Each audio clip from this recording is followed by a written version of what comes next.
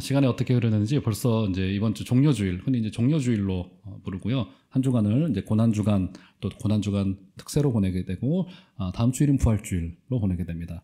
올해는 부활주일이 좀 늦는 편이에요. 조금 빠르면 뭐 3월 셋째 주, 넷째 주에도 교회 이력에 따라서 부활주일이 되기도 하는데, 이번은 이제 4월 세 번째 주를, 다음 주를 부활주일로 보내게 됩니다.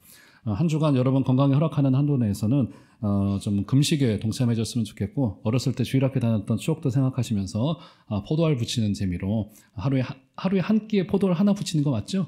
한 끼에 포도알 하나씩, 뭐 누가 확인하는 건 아닙니다만, 내가 스스로 마음으로 약속한 것들을 한번 좀 포도알을 붙여보면서 하나님 앞에 좀 기도하고 좀 은혜로 나갔으면 좋겠다. 그리고 여기에 담겨진 4개의 기도 제목이 항상 이제 주보에 우리 리본 프로젝트를 위해서 업데이트가 계속 될 겁니다. 매주마다 다른 기도 제목을 좀 올리려고 해요. 뭐 저 교육자들이 좀 이렇게라도 좀 정성스럽게 좀 하자. 뭐 사실은 기도 제목 바뀌어지는 것도 모르시는 성도님들도 계실지도 모르겠지만, 이렇게 좀 우리의 마음을 좀 담아보자라고 하는 생각을 가져서 뭐 하여간 뭐 이것저것 좀 제가 하고 있습니다. 같이 좀 기도로 동참해 주시고, 특별히 나라와 민족을 놓고도 기도할 것들이 참 너무 많은 것 같아요. 아직은 전국이 안정되지 않았고, 교회가 여기서 해야 될 가장 큰 역할은 기도고, 또 우리의 간절한 마음을 하나님 앞에 보이는 것이리라 생각이 들기 때문에 많이 좀 기도해 주시고, 교회가 어리석게 좌우로 흔들리지 않도록 꼭 기도해 주시기를 부탁을 드리겠습니다. 그래서 저는 이제 오늘과 다음 주는 잠시 진행되던 마태복음 강의를 잠깐 멈추고, 주님의 그 고난의 현장, 오늘 본문은 주님께서 운명하시고 있으셨던 그 어처구니 없는 그 상황 속에서 담겨져 있었던 그 두려움에 사로잡혀 있었던 한 인물을 오늘은 만나게 될 거고요. 다음 주일은 부활 직후에 주님을 만났던 부활의 첫 목격자들을 좀 여러분들과 좀 나누면서 우리의 신앙을 좀 점검해 봤으면 좋겠습니다. 우리 주님께서 십자가에 달려서 운명하셨는데, 그 운명하셨던 그 시간을 좀 오늘 우리가 좀 정리를 하고 넘어가야지, 이 아리마대 사람 요셉이 이 공의 앞에 당돌이 나가서, 이 로마 당국 앞에 용감히 나가서 시체를 달라 있었던 이 사건이 이게 좀 어떻게 된 사건인가에 대한 이해를 조금 더 할 수 있을 것 같아요. 우리 주님께서는 성경이 기록된 시간으로는 제3시에 십자가에 달리셨습니다. 제3시는 지금 시간으로는 오전 9시, 아침 9시 정도 되는 시간이에요. 그리고는 제6시에 온 땅에 어둠이 임하죠. 온 땅에 어둠이 3시간 후에 어둠이 임하고, 그것이 무려 3시간 동안 지속이 됐습니다. 그리고는 성경에 기록되기로는 제9시라고 기록되어진 오후 3시에 주님께서는 소리를 지르시고, 또 가상 7원의 말씀을 십자가 위에서 하시고 주님께서는 운명하셨습니다. 아주 간단하죠. 정리해 볼게요.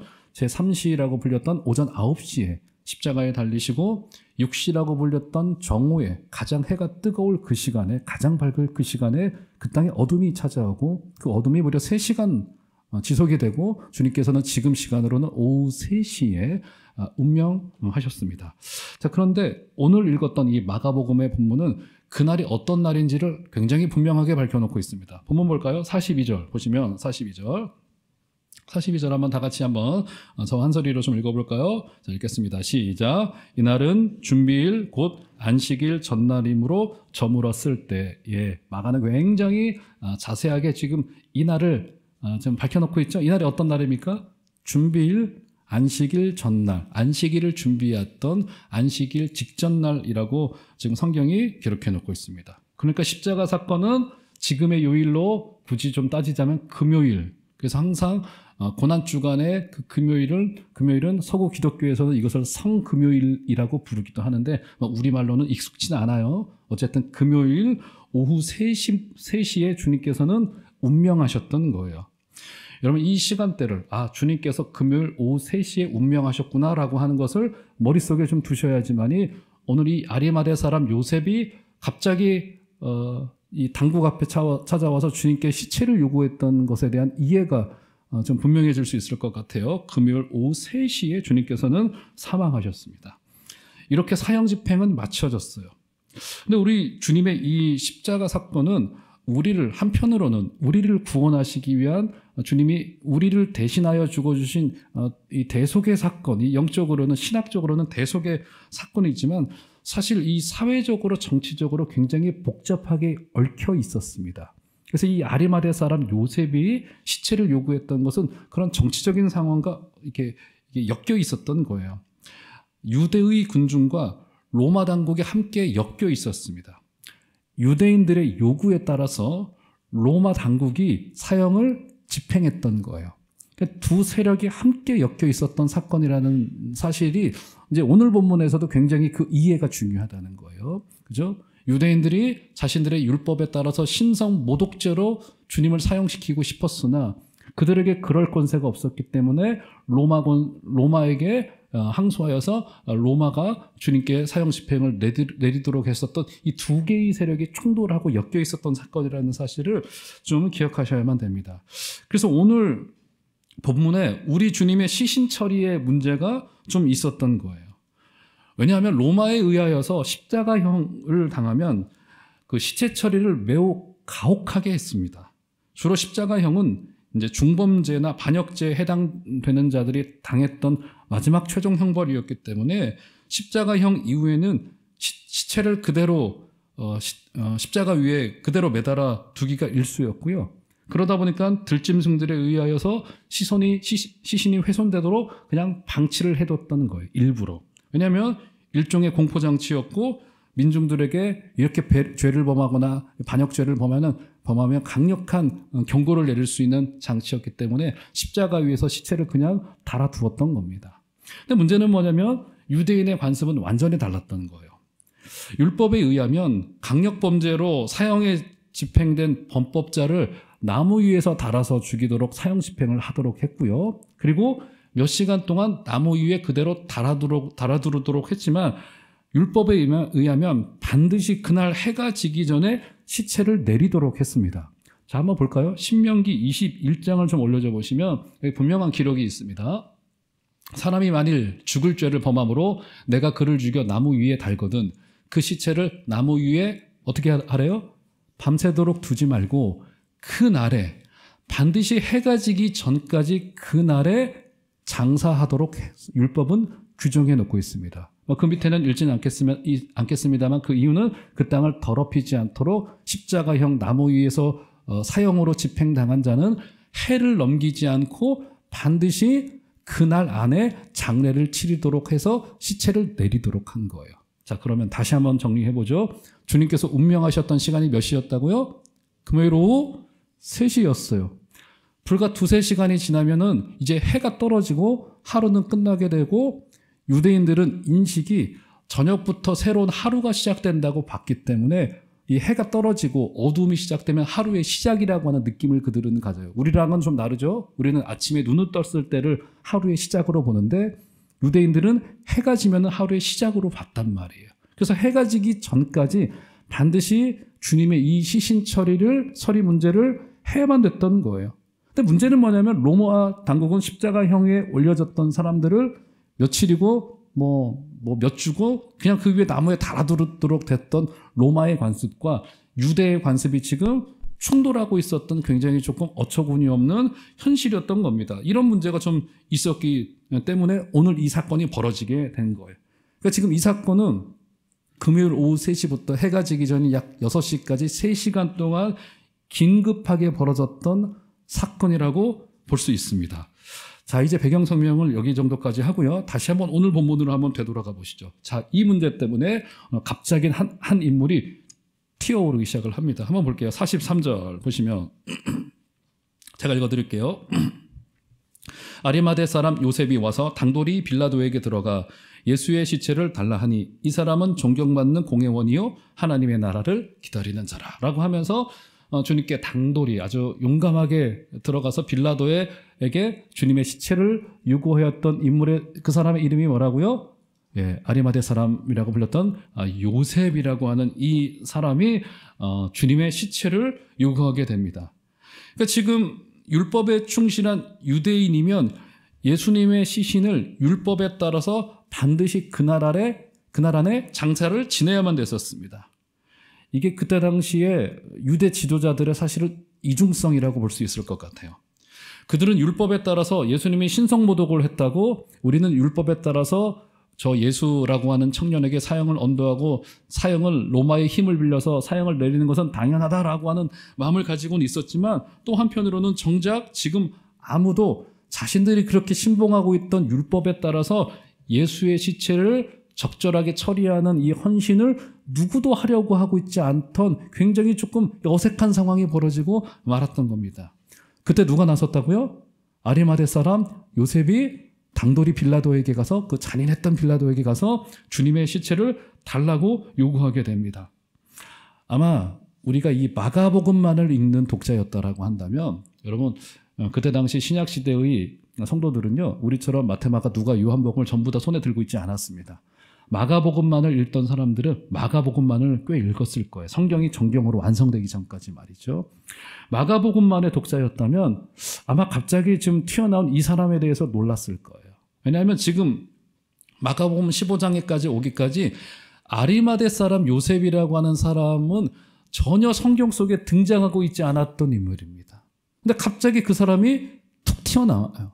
툭 튀어나와서 이 사람이 예수님의 시체를 지금 요구하고 있는 상황이 된 거란 말이에요. 자, 그러면 도대체 이 아리마대 사람 요셉이라고 하는 사람이 어떤 사람이기에, 그리고 이 사람이 왜 지금까지 마가복음 안에서는 거의 주님께서 십자가형을 당하시기 직전까지는 그렇게 조용하게 침묵하고 있다가 이 상황에서 주님이 십자가로 운명하시고 나서 주님의 시체를 달라고 당돌이 요구했던 것일까? 어떤 사람이기에? 그게 굉장히 중요하단 말이에요. 자, 일단 오늘 본문을 보면은 오늘 그에 대해 어떤 설명을 내놓고 있어요. 43절 다시 보시면 이 사람은 존경받는 공회원이요. 그래서 존경받는 공회원이라고 되었던 이 표현은요, 당시에 지금의 우리의 국회와도 비슷한 사내들인 공회의 한 회원이었다는 것을 알 수 있고요. 그리고 그가 하나님의 나라를 기다리는 자라라고 하는 이 마가가 슬쩍 내놓았던 그에 대한 평가를 봤을 때 그는 굉장한 사실은 신앙의 사람이라는 것을 우리가 확인할 수 있는 거란 말이에요. 자, 그리고 예수님의 무덤을 준비할 수 있었을 정도로 그는 굉장히 그 물질로도 좀 여유가 있었던 인물이었다고 우리가 확인할 수 있는 거예요. 근데 좀 이 사람이 좀 애매합니다. 그죠? 뭔가 굉장히 좀 애매한 위치에 있는 사람인데요. 한번 좀 볼까요? 자, 누가복음 23장에 보면은 그에 대한 설명을 좀 주고 있는데 한번 올려줘 보실까요? 누가복음 23장 51절을 보시면 한번 다 같이 한번 괄호부터 다 같이 한번 읽어보도록 하겠습니다. 시작.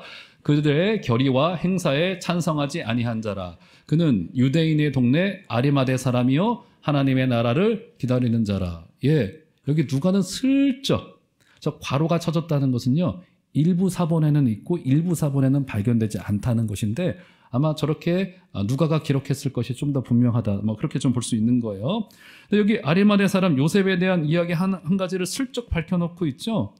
여러분 당시 십자가형 신성 모독으로 유대인들이 사형을 언도하기 위하여서는 사내들인 공회원 이 모든 회원들의 전부 다의 만장일치의 동의가 필요했습니다. 왜냐하면 사형을 언도하는 것은 또 사형을 집행하는 것은 굉장히 중요한 일이었기 때문에 사내들인 공회원의 회원들 전부의 만장일치가 이루어져야지만이 사형을 언도할 수 있었고 집행할 수 있었습니다. 그런데 지금 보세요. 누가복음 23장에 의하면 아리마대 사람 요셉이 주님께 사형을 내리는데 동의를 했습니까? 안 했습니까?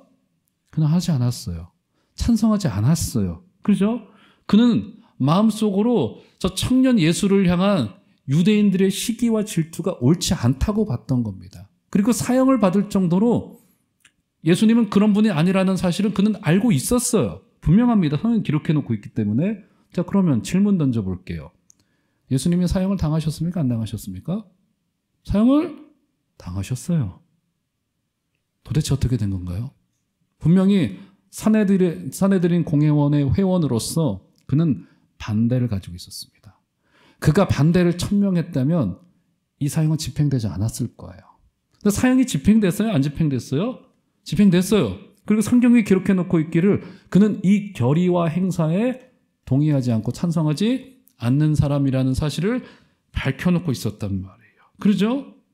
근데 지금 어떻게 된 상황일까요?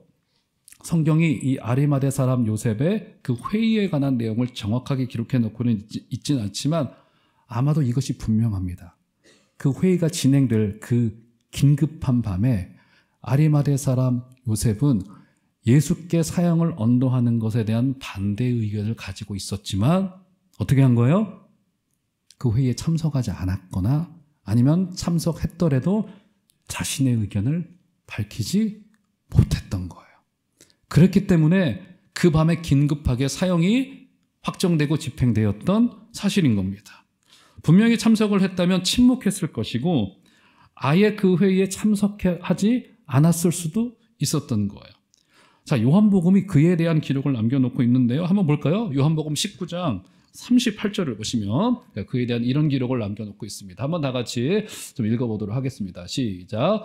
아리마대 사람 요셉은 예수의 제자이나 유대인이 두려워 그것을 숨기더니 이 일 후에 빌라도에게 예수의 시체를 가져가기를 구하매 빌라도가 허락하는지라 이에 가서 예수의 시체를 가져가니라. 굉장히 슬프게도 아리마대 사람이 예수님의 제자였대요.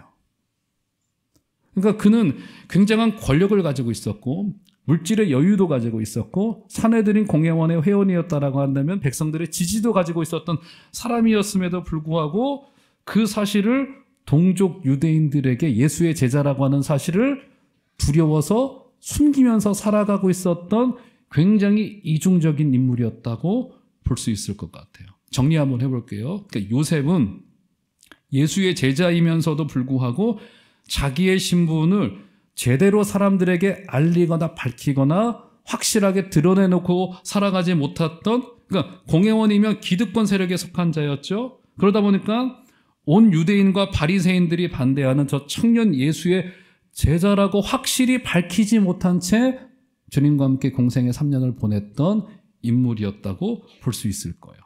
그러니까 비웃음을 당하는 것은 고사하고 이 굉장한 손해를 각오해야 되는 그 일에서 그는 적극적으로 나서지 못했고 주님의 사형이 확정되고 집행되는 순간까지도 마음 깊은 곳에서는 예수의 제자로서 반대하고 싶었고 찬성하고 싶지 않았으나 그는 밝혀내지 못하고 결국은 소시민처럼 뒤에 빠져버리거나 아예 회의를 참석하지 않았던 두려운 모습을 가지고 있었던 거예요. 그러니까 이 사람은 신앙 고백은 분명하면서도 삶의 현장에서는 굉장히 어중간한 태도를 지니고 있었던 굉장히 그런 전형적인 인물이었다고 볼 수 있었어요. 그 이유가 뭐라고 이렇게 되었던 그 이유가 뭐라고요? 마음속에 있었던 동족 유대인들을 향한 저기 기록되어 있죠. 유대인이 두려움이에요. 이 두려움의 정체가 도대체 뭘까요? 두려움이. 요셉은 두려웠습니다. 그래서 숨었고요. 주님이 십자가형을 언도받는 그 현장에서도 본인이 반대표를 던지면 사형이 집행되지 않을 수 있었으나 두려웠어요. 과거 그 빌리그레함 그 전도학교, 과거에 굉장히 유명했죠. 그 전도학교에서 왜 성도들이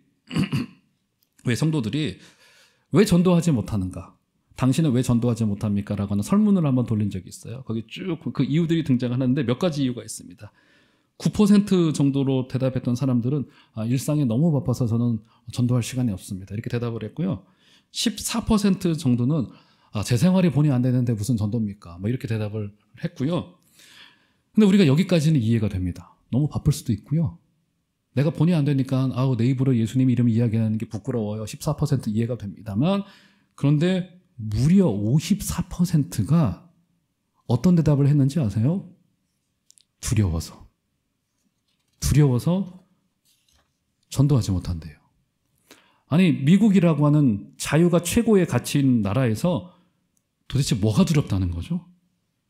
요즘 시대에 예수 믿는다고 총칼을 들이미는 것도 아닌데 예수 믿는다는 이야기를 하는 것이 무려 54%의 사람들이 두려워서 이야기를 못한대요. 여러분 이 두려움의 정체가 뭘까요? 믿음 때문에 내가 속한 공동체에서 소외되고 불이익이 있을 수 있다는 두려움이에요. 요셉이 그랬습니다. 요셉이 예수를 드러내놓고 믿지 못했습니다. 용기가 없었어요. 자기의 신앙 고백에 대해서는 분명했지만 그러니까 자기의 신앙을 드러내기에는 용기가 부족한데 내면으로는 견실한 신앙 고백을 가지고 있으면서도 이런 상황이 발생했던 거예요. 여러분, 의외로요, 우리 기독교인들 중에 이런 분들이 굉장히 많습니다. 예수를 믿는 것은 분명해요. 그런데 불신 공동체 속에서 내 신앙을 드러내놓기 시작을 하면 굉장히 피곤해질 수 있기 때문에 이것을 이야기하지 않거나 침묵하거나 그저 때로는 뒤로 빠지는 경우들이 굉장히 많고요. 나도 모를 불이익이 언젠가는 나에게 찾아올 수 있다는 것 때문에 뭐 굳이 귀찮게 굳이 하지 않아도 되는 거잖아. 이런 마음을 가지고 내가 예수 믿는 것에 대한 사실상의 두려움을 가지고 있는 분들이 계세요. 제가 지난 주간에 제자훈련을 하면서 우리 제자훈련 순원들에게 그래서 한 주간 동안에 생활 숙제를 내줬습니다. 불신 공동체 속에서 살아가니까 이번 한 주간 동안에 철저히 무신론자인 그분에게 가서 내가 예수 믿는다는 이야기를 슬쩍 흘리는 숙제를 냈어요. 나 교회 다니니까 너무 행복해. 이런 정도의 한마디 한번 해보는 것으로 우리 신앙을 한번 점검해보는 것이죠. 굉장한 두려움을 가지고 있습니다. 근데 의외로 나도 모를 이 불이익, 언젠가는 찾아올 수 있다는 이 불이익 때문에 아리마대 사람 요셉처럼 공회 앞에서, 공적인 자리 앞에서 자신의 신앙을 인정하지 못하고 드러내지 못하는 경우들이 굉장히 많습니다. 굉장히 사소한 이야기일 수는 있겠지만요. 저 같은 경우는 사실은 직장이 교회이고 늘 있는 곳이 성도님들 틈바구니이기 때문에 저는 식기도를 할 때도 자신 있게 늘 식기도를 합니다만 직장 다니신 분들 꽤 많은 것으로 제가 눈에 보이시는데 여러분 직장에서 식기도 하실 때 어떻게 하실지 굉장히 좀 궁금하네요. 혹시 이렇게 하시는 거 아닌가요? 1초 식기도. 이렇게 1초 식기도 하시는 거 아닌가요? 그렇죠? 괜히 주위에 있는 사람들을 불편하게 만들고 싶지 않다는 그 양해의 마음은 제가 이해가 됩니다만은 이게 믿음이 없어서가 아니죠. 인간적으로는 정말 이해가 됩니다만 이런 것 작은 것 하나에서부터 일종의 구별이 있을 수 있습니다. 신자와 불신자들 사이에 섞여 살아가면서 우리 그리스도인들이 식기도조차 커밍아웃하지 못하는 이 모습은 사실 두려움과 부끄러움이 우리 안에 기초가 됐을 수도 있다는 거예요. 제가 예전에 아주 오래전이에요. 교육자 생활 거의 초기에 우리 교회에 오셨던 이제 새가족 남성분, 나이가 조금 있으셨던 남성분이셨는데 그분이 이제 신앙이 막 들어왔던 상황이었던 거예요. 근데 그분이 늘 교회에 오실 때 성경책을, 요즘은 성경책을 다 가방에 들고 오지만 예전에 가방에 흔하지 않던 옛날 분들은 가방을 교회에 들고 오지는 않으셨어요. 성경책을 손에 쥐고 이렇게 옆구리에 끼고들 많이 오셨는데 그분은 그 성경책을 들고 오는 게 부끄러우셨던지 신문지에 돌돌 말아가지고 늘 성경책을 신문지 들고 오셨다가 신문지 펴시고 해서 성경 보시고 다시 신문지에 싸서 돌아가면서 아니 무슨 말린 황태도 아니고 신문지 사이에다가 그걸 껴가지고 온다는 게 굉장히 좀 웃기면서도 아직은 조금 드러내놓고 신앙생활을 하기에는 믿음이 부족하신 것이구나 이렇게 생각했던 기억이 나는데 어쩌면 사랑하는 종암제일교회 성도 여러분, 오늘 이 종려주일의 이 예배는 우리의 그런 신앙생활에서 결단을 요구하는 시간일지도 모르겠습니다. 유치한 것 같지만 사소한 것에서부터 사랑하는 종암제일교회 성도 여러분, 저와 여러분들이 믿고 있는 기독교 신앙은 굉장히 고상하고요. 그 누구도 말할 수 없는 엄청난 우리에게 선물이 된다는 사실이기 때문에 좋은 것, 고상한 것, 사랑은요, 숨길 수가 없어요. 사랑의 향기는요, 드러나게 됩니다. 사랑하는 종암제일교회 성도 여러분, 저와 여러분들이 사랑하고 존경하고 우리를 위하여서 당신의 목숨을 아까워하지 아니하시고 버려주신 그 예수님을 드러내야만 될 때 기꺼이 드러내시고 그분을 자랑하시는 복된 여러분들 다 되어주시기를 주의 이름으로 축원드립니다. 요셉도 그렇게 두려움에 붙들려서 신앙생활을 하던 자였습니다. 지금 지도자급에 있었음에도 불구하고 그런데 그는 그의 신앙을 숨기면서 살아가고 있었어요. 자, 그런데 오늘 본문을 한번 되돌아가 보시면 한번 볼까요? 근데 그가 어떻게 합니까? 43절 다시 보시면 아리마대 사람 요셉이 와서 당돌이, 그러니까 용감히 그런 뜻이에요. 당돌이 빌라도에게 들어가 예수의 시체를 달라 하니 이 사람은 존경받는 공회원이요 하나님의 나라를 기다리는 자라. 갑자기 도대체 그에게 어떤 일이 벌어졌기에 이 직전까지는 그는 불과 어제까지는 두려워했어요. 숨기고 싶었어요. 공회의 회의에 참석하고 싶지 않았어요. 비겁하게 숨었습니다. 근데 도대체 하루 이틀이 지나서 그는 굉장히 용감하게 그 잔인한 빌라도에게 가서 로마 당국에 가서 주님의 시체를 내가 장사를 치르겠노. 유대인들의 관습에 따라서 오늘 3시간 안에 내가 이 장례를 다 치르겠노라 라고 하면서 그는 아주 용감하게 자신의 신앙을 밝혀놓고 있어요. 도대체 무엇이 그를 바꿨을까요? 무엇이 그를 바꾼 거죠? 주님의 죽음이에요. 오늘 우리가 그것을 기념하기 위해서 성찬으로도 모이고 예배로도 모이는 바로 그리스도의 죽음이에요. 오늘 본문의 앞선 본문을 보면요, 로마 백부장이 마지막까지 남아서 주님의 십자가 사건을 지켜봅니다. 그는 행정가였고요, 군인이었습니다. 마지막까지 이 중요한 일을 그는 처리하는 사람이었고요, 아주 감정을 다 배제하고 객관적으로 주님의 그 십자가 사건을 다 시체를 처리하는 문제까지도 그가 임무를 부여받은 지금의 중대장 정도 되는 사람이었던 것 같아요. 로마의 충성을 다하는 사람이었습니다. 옆에서 6시간 동안을 주님이 죽어가시는 장면과 가상칠언의 이야기들을 다 들었겠죠. 그죠? 그가 로마의 백부장이에요. 그가 주님의 죽음을 지켜보다가 어떤 고백을 합니까? 이분이 진짜로 하나님의 아들이었네. 뭘 보고요? 주님의 죽음을 바라보고. 무엇이 아리마대 사람 요셉을 이렇게 바꿨고 로마의 백부장을 그렇게 바꿨던 걸까요? 주님의 십자가의 죽음. 두려움에 떨던 자 요셉을 주님의 죽음이 바꾸어 놓았습니다.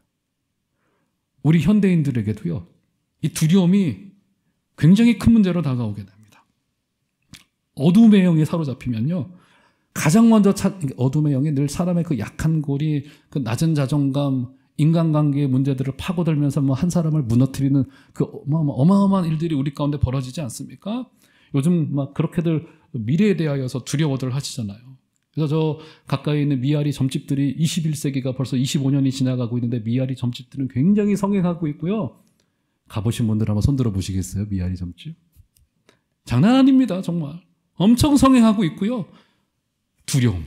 우리 가운데 있는 두려움. 하루에도 몇 번이고 주저앉고 싶어지고요. 사람들은요. 자신감은 사라지고 불안해지고 두려워서 인간관계를 끊은 채 홀로 살아가는 사람들이 너무나도 많다고 합니다. 특별히 이제 50대에 들은 저 같은 남자들은요.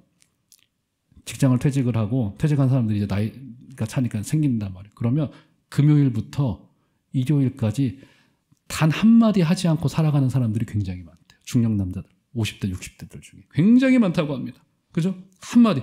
고독사가 늘고 있고요. 사는 것이 겁나고 무능한 것이 원망스럽고 그렇다고 해서 자기에게 손 내미는 사람은 없고 기댈 만한 곳도 없고 이러다 보니 비참한 소식들이 우리에게 줄줄이 찾아오기도 합니다. 이때 우리에게 무엇이 필요합니까? 세상을 살아갈 수 있는 힘이 필요합니다. 벌떡 일어설 힘이 필요해요.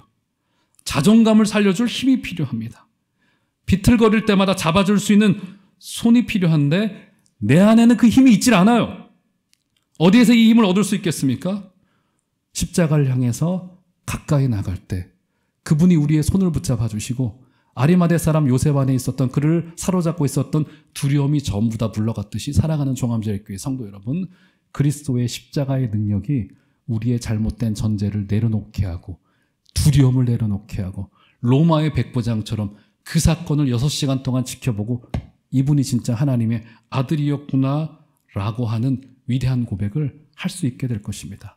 사랑하는 종암제일교회 성도 여러분, 하루 5분만이라도 주님의 십자가를 묵상해 주시기를 이번 한 주간 동안 부탁을 드리겠고, 아무리 바빠도 하루 5분만 나를 사랑하사 나를 위하여 자기 몸을 버리신 우리 주님 앞으로 나아가 주시는 복된 여러분들 되시기를 주의 이름으로 축원드립니다. 여러분 한번 볼까요? 자, 그러면 이 아리마대 사람 요셉에 관한 이야기를 구약 성경이 우리 마지막 결론으로 한번 가봅시다. 구약 성경이 기록해 놓고 있다는 사실 아세요? 한번 볼까요? 자, 이사야서 53장 9절을 보시면 아리마대 사람 요셉이 기록되어져 있습니다. 한번 볼까요? 자, 다 같이 한번 한 소리로 좀 읽어보도록 하겠습니다. 시작. 그는 강포를 행하지 아니하였고 그의 입에 거짓이 없었으나 그의 무덤이 악인들과 함께 있었으며 그가 죽은 후에 굉장히 이해가 되지 않는, 이사야서로만 놓고 봤을 때는 이해가 되지 않는 기록 한 가지가 마지막 절에 툭 하고 기록되어져 있죠. 그러니까 누구와 함께 있었대요? 부자와 함께. 저 부자가 누구를 말하는 걸까요? 아리마대 사람 요셉을 이야기하고 있는 거예요. 아리마대 사람 요셉이 주님의 시신 처리를 할 것이라는 사실이 지금 어떻게 된 겁니까? 이사야서의 그 수백 년 전에 이미 기록되었고 예고되어져 있었던 바예요. 예수님은요, 놀랍게도요, 그의 사역과 죽음과 장례까지도 모든 것이 철저히 하나님의 예언과 하나님의 뜻을 이루는 삶이었습니다. 여기서 우리 성도가 가야 될 제자도에 관한 굉장히 중요한 점 한 가지가 드러나게 됩니다. 그게 뭡니까, 여러분? 뭐요? 우리는 하나님이 시키시는 일 하다가 주님 앞에 서는 하나님의 뜻을 이루는 자들이라고 하는 오늘 말씀에 굉장히 또 한 가지의 중대한 결론입니다. 사랑하는 종암제일교회 성도 여러분, 우리의 인생의 첫 호흡부터 마지막 호흡까지 주님의 뜻을 이루어 드리시는 복된 여러분들 되시기를 주 이름으로 축원드립니다. 제가 목사로서 가장 두려운 게 뭔지 아세요? 이렇게 평생 교회를 섬기다가 목회하다가 이 목회가 내 일로 끝날 수 있다는 거. 저의 일로. 굉장히 두려운 일이에요, 이것은. 우리는요, 인생을요, 늘 크기의 관점으로 이해하는 경향성에 빠지기가 쉽습니다. 사람은요, 성인으로 자라가야 되고 성장해야 됩니다, 물론. 그런데 여러분 상상을 해보세요. 여러분의 자녀가 아기 때 요만하게 태어나잖아요. 엄마 아빠의 손은 얘가 성장했으면 좋겠다, 커갔으면 좋겠다. 그때 막 키가 커가요. 1m가 되고 1m 50이 되고 1m 80이 되고 2m가 되고 3m가 되고 이 아이가 10m까지 키가 자라요. 정상입니까, 이거? 정상 아니잖아요. 그죠? 아마 모두가 다 10m, 20m까지 성장한 그 아이를 보고는 괴물이라고 두려워할 거예요. 우리는 결국 하나님의 뜻을 이루어야 됩니다. 내가 커가고 무조건 성장하고 무조건 다 좋아지는 것만이 하나님의 뜻이 아닐 수 있다는 겁니다.